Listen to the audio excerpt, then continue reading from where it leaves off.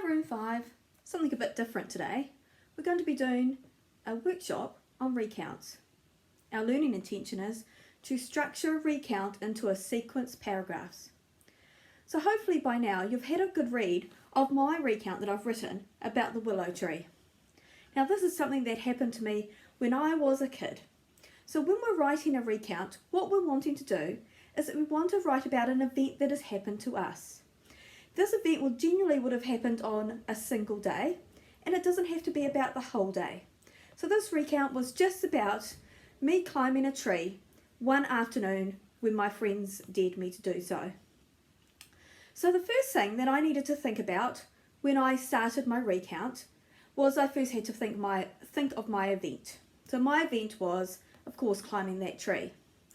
The next thing I needed to start thinking about was how was I going to structure out my recount? Because I wanted to make sure that I gave enough details about what was happening. So what I did was, first of all, I started with an orientation. And all recounts are going to start with this. Now in the orientation, I want to tell my audience who is reading this story who was there, when did it happen, where did it take place, and what was taking place. So in this case, it happened one afternoon. The people that were with me were my friends, Herbie, Lance, and Amy, and of course myself. Where it was taking place to start with was, we were just out on our front lawn, just relaxing one afternoon. And of course what happened was, Lance said, I bet no one could climb old Lady Betty's tree. So that was really the start of my story. So that's telling my audience what was going to happen, where did it start, who was I with, and when did this happen. The next thing I wanted to think about was how was I going to break down the event. And I planned this out before I actually started writing. So I was thinking about when I climbed that tree, what were the things that happened. And the first thing of course that happened was, well, I was dared to climb it. So I wanted to give a lot more details about that dare and what happened before I started to climb that tree. Next thing that happened was I actually started to climb the tree.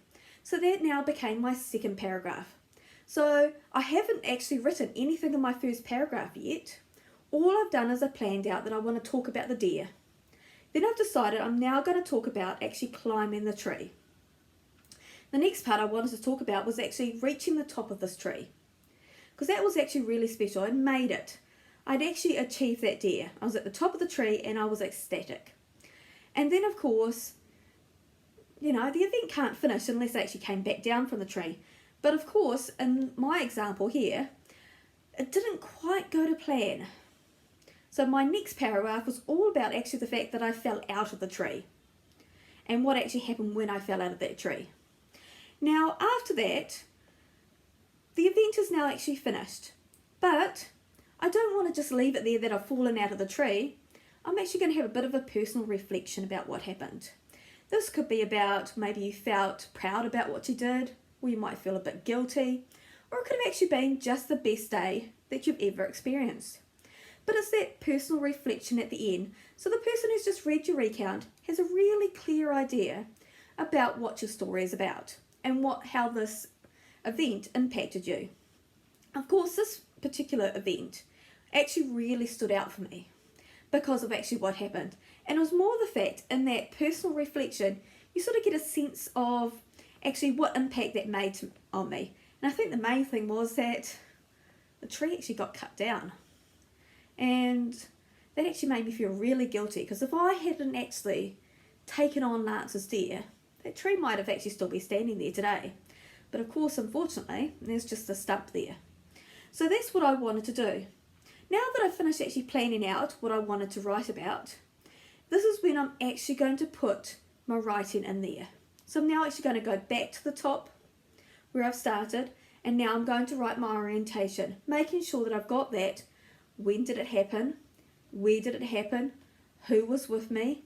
And what was it about? So I'm making sure I'm writing all of that. It could be as short as just one sentence, or it might be a couple of sentences. But your orientation tends to be quite short because it just wants to tell your audience what this is going to be about. Then from there, I actually wanted to give a lot of detail about the deer. In this one, there should be actually lots to do with the actual actions that happen. Who said what? What did I do? How was I feeling? So I'm wanting a whole lot of actions in there. So I did things like I glanced across the street, I stormed across the street, I said something about the tree being really old.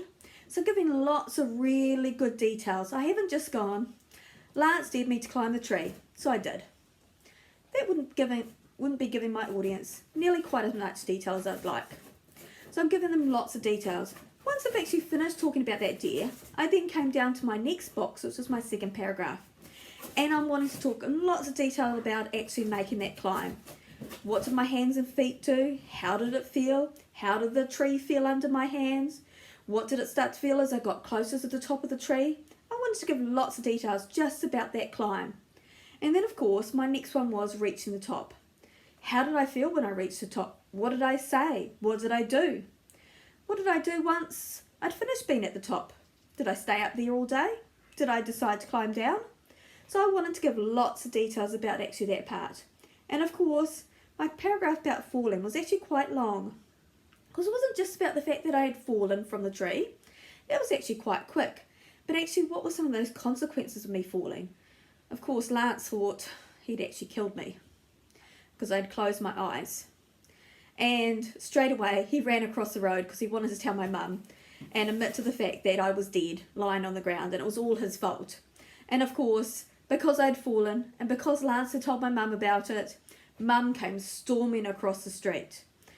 Of course, I wasn't dead, but I sure got a telling off for it, I know that much. And then, of course, old Betty found out about it.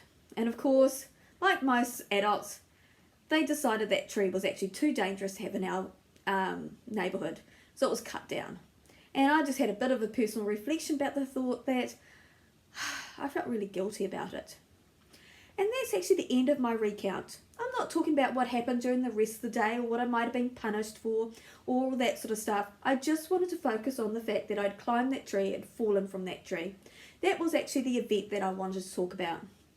So when you're choosing an event, don't try and choose your entire school holiday event, because that would actually take too long if you talked about everything you did during the holidays. But you might just talk about maybe just going on the luge in Rotorua, or you might just talk about the one trip that you went out to the beach, or the time you learnt to actually start boogie boarding at the beach, or it might have been a visit to a beach where you found some really cool stuff out on the beach, or a time you spent with your uncle that you hadn't done before. You want it just to be one small event, and you want to break it down into all the different parts of what actually happened on that day at that event. So that's what you're going to have a go at now. You're going to think of, first of all, an event that has happened to you. You're going to start planning it out first by going, okay, I'm going to need to start with orientation, and then I need to go, okay, what's happened next? So say if I was going to Rainbow's End, it might be arriving at Rainbow's End. It might be going on my first ride. It might be having lunch. And then possibly leaving for the day. And then I might have my personal reflection about how did I feel about my day at Rainbow's End. I only want to focus on that just one event. I don't even have to always have to talk about how we actually got to Rainbow's End in the first place, or how we left at the end of the day. I might just want to focus on just being at Rainbow's End itself. So the main key part that you need to be doing is planning it out first. Once you have it planned, then you could actually start the writing. But the plan is going to help you think really logically in order about what actually happened. And it also helps you to make sure that you get all the details that you want. Okay, good luck, Room 5. I'm going to enjoy reading your stories.